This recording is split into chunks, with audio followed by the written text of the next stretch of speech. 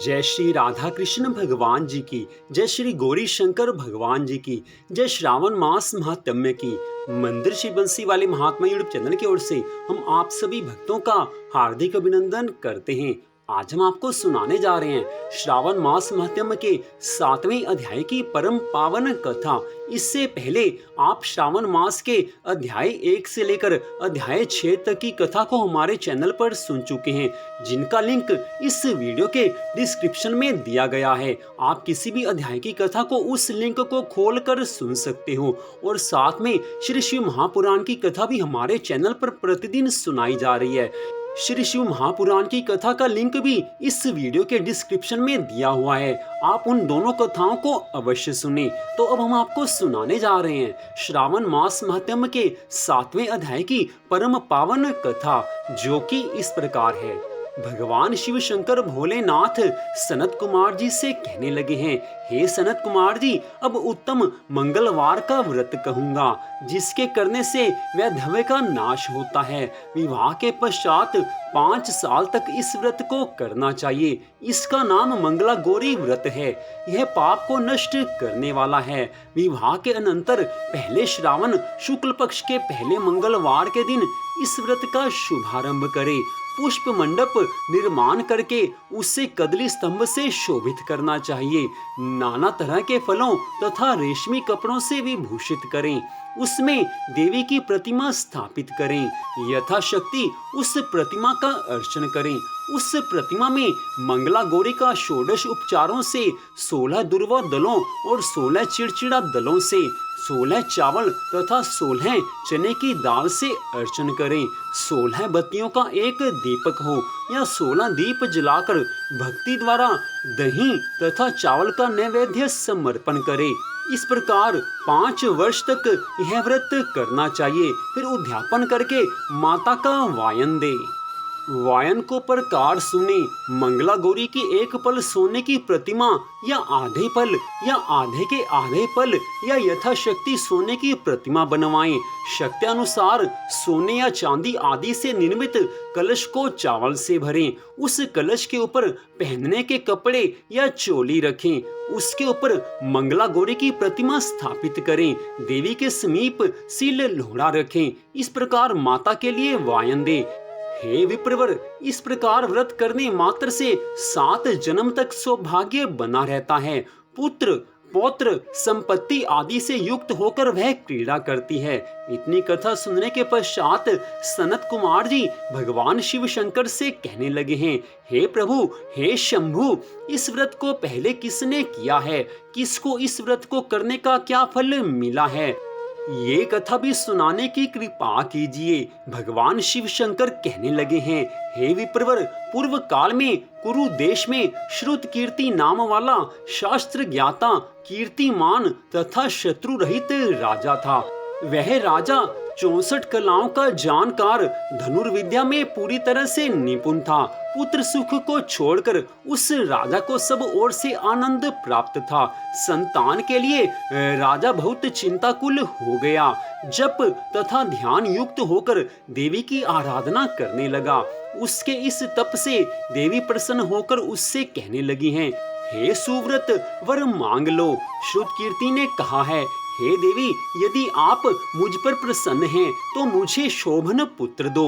हे देवी, आपके कृपा रूपी प्रसाद से किसी अन्य चीज की मुझे कमी नहीं है। राजा की ऐसी वाणी को सुनकर मंद मंद मुस्कुराती हुई देवी ने कहा है, हे राजन, यद्यपि तुम दुर्लभ वस्तु की याचना कर रहे हो, लेकिन अपनी कृपा से तुमको मैं अवश्य पुत्र दूंगी। हे राजेंद्र सुनो, पुत्र अत्यंत गुणी होगा, किंतु उसकी आयु 16 साल से अधिक नहीं होगी। यदि सुंदरता तथा विद्या विहीन पुत्र होगा तो वह पुत्र बहुत समय तक जीवित रहेगा। देवी की ये वाणी सुनकर राजा चिंता करने लगा। उसने अपनी पत्नी से विचार करके गुण विशिष्ट संपूर्ण लक्षण युक्त 16 साल तक की आयु वाला पुत्र मांग लिया। देवी ने उस समय अपने भक्त राजा के लिए आज्ञा दी है, हे राजन, मेरे दरवाजे पर आम का एक वृक्ष है। मेरी आज्ञा से उस आम के एक फल को लेकर अपनी पत्नी को खाने को दे दो। उसके खाने से उसी समय रानी निस्संदेह गर्भ धारण कर लेगी। राजा ने प्रसन्न होकर देवी की आज्ञा के अनुसार अपनी पत्नी को आम का वो फल दिया है। उसके खाने से राजा की पत्नी ने गर्भ धारण कर लिया। उससे 10वें महीने में देवतुल्य पुत्र पैदा हुआ है। हर्ष शोक से संपन्न राजा ने उस पुत्र का जात कर्म आदि संस्कार कर दिया और भगवान शिव का स्मरण करते हुए पिता ने उसका नाम चिरायु रखा है। समय आने पर जिस समय उसे 16वां वर्ष प्रारंभ हुआ, उसी दिन से पत्नी सहित राजा को चिंता होने लगी है। राजा ने विचार किया, यह पुत्र बड़े ही कष्ट से प्राप्त हुआ है। अपने समक्ष इसकी दुखद मृत्यु को मैं कैसे देखूंगा। अतः राजा ने पुत्र के मामा के साथ उसे काशी भेजने का प्रबंध किया है। यशस्विनी राजपत्नी ने अपने भ्राता से कहा है, तुम कार्पटिक वेश धारण करके इस लड़के को काशी ले जाओ। मैंने पूर्व में पुत्र की प्राप्ति के निमित्त भगवान शिव शंकर भोलेनाथ से प्रार्थना की थी कि हे विश्वेश्वर, पुत्र की प्राप्ति पर जगतपति की यात्रा के लिए इसको भेजूंगी। अतः पुत्र को इसी समय ले जाओ, इसकी यत्न से रक्षा करना। वह अपनी बहन की ये वाणी सुनकर भांजे को साथ लेकर काशी की ओर चल पड़ा है। रास्ते में जाते हुए कई दिन बाद आनंद नगर में पहुंच गया। वहां संपूर्ण समृद्धि से युक्त वीरसेन नाम का राजा था। उस राजा की कन्या संपूर्ण उत्तम लक्षण संपन्न मंगला गौरी नाम वाली रूप लावण्य संपन्ना थी। उस समय वह बालिका सखियों के सहित अपने गांव के समीप रमणीक बगीचे में खेलती थी। उसी वक्त राजपुत्र चिरायु तथा उसका मामा दोनों वहां पहुंच गए। वे दोनों बालिकाओं को देखने की इच्छा से वहीं पर ठहर गए। इतने ही समय में क्रीड़ा करती हुई बालिकाओं में से एक बालिका क्रोधित होकर अत्यंत कठिन दुर्वचन रंडा यह कहने लगी है। उस दुर्वचन को सुनकर राजपुत्री ने कहा है, तुम अयोग्य वाणी क्यों कहती हो? मेरे वंश में ऐसी स्त्री नहीं है। मंगला गौरी के वर प्रसाद से तथा मंगला गौरी व्रत के प्रभाव मात्र से मेरे हाथ से चावल जिसके मस्तक पर गिरे, हे सखी, उसके साथ विवाह हो जाने पर यदि थोड़ी आयु वाला है तो भी वह चिरायु हो जाएगा, उसकी आयु लंबी हो जाएगी। तदनंतर सब बालिका अपने अपने घर चली गई। उसी रोज राजकन्या का विवाह का दिन था। उस राजकन्या का विवाह भालिक देश के दृढ़ धर्म राजा के पुत्र सुकेतु के साथ होना निश्चय हुआ था, पर वह सुकेतु मूर्ख, कुरूप तथा बहरा था। अतः वर पक्ष वालों ने मंडप में अन्य अच्छा वर ले जाने का निश्चय किया। विवाह होने पर वहां सुकेतु चला जाएगा। ऐसा विचार करके चिरायु के समीप जाकर उसके मामा से कहा है, यह बालक हमें दे दो, क्योंकि आपके बालक द्वारा हमारा कार्य सिद्ध हो जाएगा। इस भूमि पर परोपकार के तुल्य अन्य कोई धर्म नहीं है। यह वाणी श्रवण कर उसका मामा हृदय से राजी हुआ, क्योंकि इन्होंने पूर्व में वाटिका में बालिका की वाणी को सुन लिया था। लेकिन वर पक्षीय जनों से कहा है, आप लोग इस बालक को क्यों चाहते हैं? कार्य सिद्धि के वास्ते वस्त्रालंकार आदि मांगा जा सकता है, परंतु वर की भिक्षा नहीं दी जा सकती है। आप लोगों के गौरवार्थ फिर भी मैं इसको देता हूँ। उन्होंने चिरायु को वहां से ले जाकर विवाह का कार्य सिद्ध किया। जब सप्तपदी आदि कार्य होने पर रात में भगवान गौरी शंकर के समीप वह चिरायु पुत्र सुप्रसन्न चित्त से राजकन्या मंगला गौरी के साथ सो गया। उसी रोज चिरायु का 16वां साल समाप्त था। उसी रात को सांप के रूप में काल वहां आया है। इसी समय देव योग से राजकन्या उठ गई। वह महासर्प को देखकर भय से विह्वल होकर कांपने लगी है। उस समय धीरता से राजकन्या ने सांप की पूजा की है। 16 उपचार से अर्चन करके पीने के लिए बहुत सा दूध दिया है और प्रार्थना की है। दीन वाणी से उस सांप की स्तुति की है।